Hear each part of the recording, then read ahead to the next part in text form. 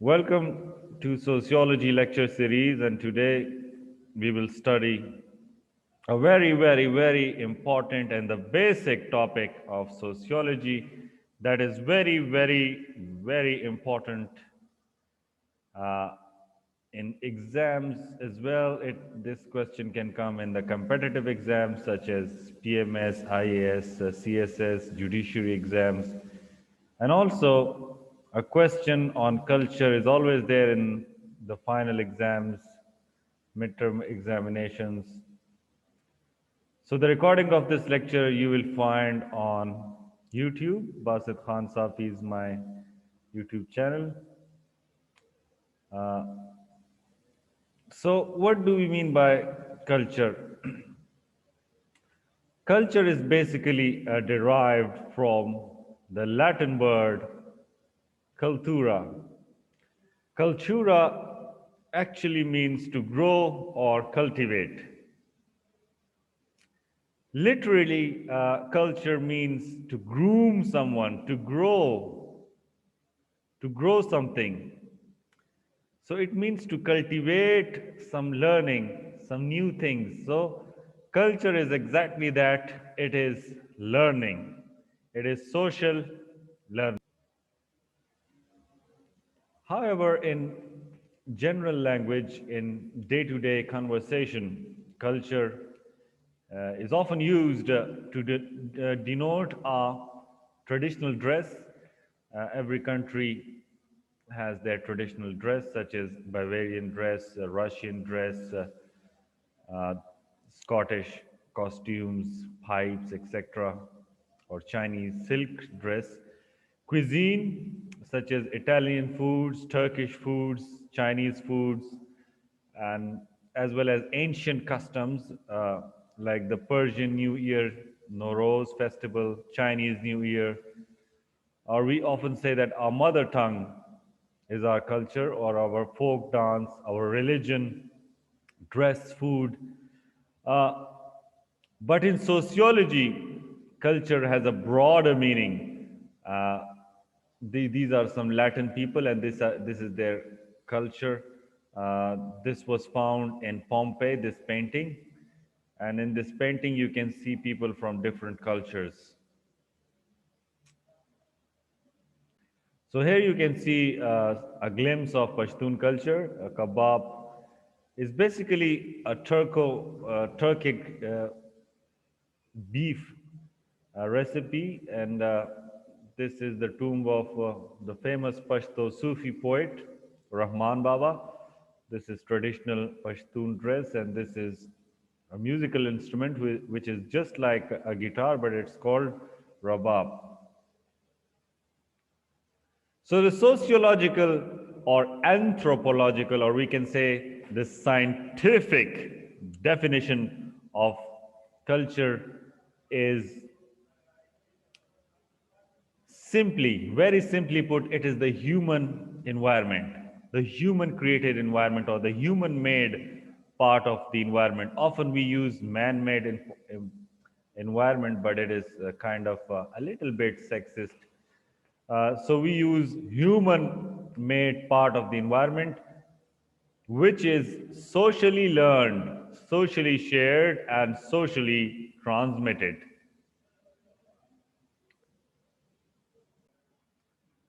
So culture is the human made part of the environment that is socially, this is very important. Culture is socially learned, socially shared, and socially transmitted. We learn culture from our society. If you are born in Americas, in Latin America, you will learn Spanish, probably Spanish or Portuguese as your language, and you will be part of the Latino culture. If you are born in China, you will learn about Chinese philosophy, Chinese way of life, and wherever you live, if you live in New Zealand, you will be part of a very tolerant democratic culture. If you are born in perhaps some other country, you will share cultural traits with that culture. And culture is transmitted. from generation to generation. We learn, we accumulate knowledge, and culture is everything you see, time, money, state, even gender roles, all these are part of cultures. We have accumulated, we should not take this for granted. So culture includes both material, which is tangible things, and also symbolic or abstract things. It includes technology, hardware, architecture, which is the physical part of culture, but also the symbolic or abstract forms of culture like law. We cannot see law, but we obey it. We have this idea of rules and regulations, of social norms, of religion, of beliefs, of language, of ideas, of skills. So, this is culture.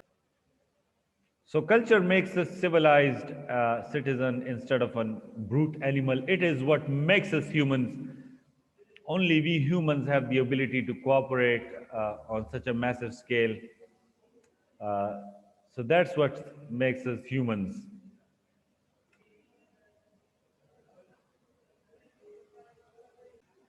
So now a question will come to your mind that how culture came into being, who created culture? Was it some kind of a USB that Angel Gabriel brought from God Almighty and installed it in human beings, or was it a gradual natural process? So according to American linguist and social philosopher who is still alive, Noam Chomsky, he said that humans have a built-in ability for language, and language is very, very important for culture.